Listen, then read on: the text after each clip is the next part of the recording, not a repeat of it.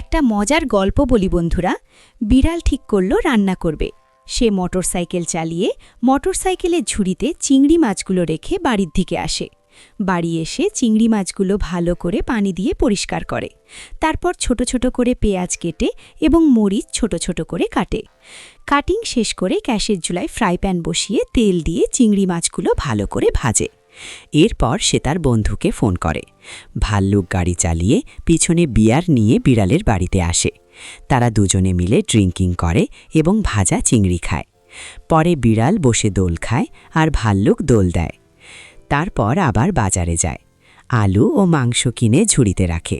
Motorcycle চালিয়ে মুখে গোলাপ ধরে বাড়ি আসে। আলু মেশিনে দিয়ে চিপস বানায়।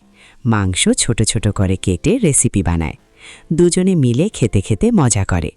শেষে সবজি নিয়ে আসে এবং সবজি দিয়ে সুন্দর মজাদার ডিশ তৈরি করে। বন্ধুরা, এই বিড়ালের রান্নার জন্য লাইক ও সাবস্ক্রাইব করো।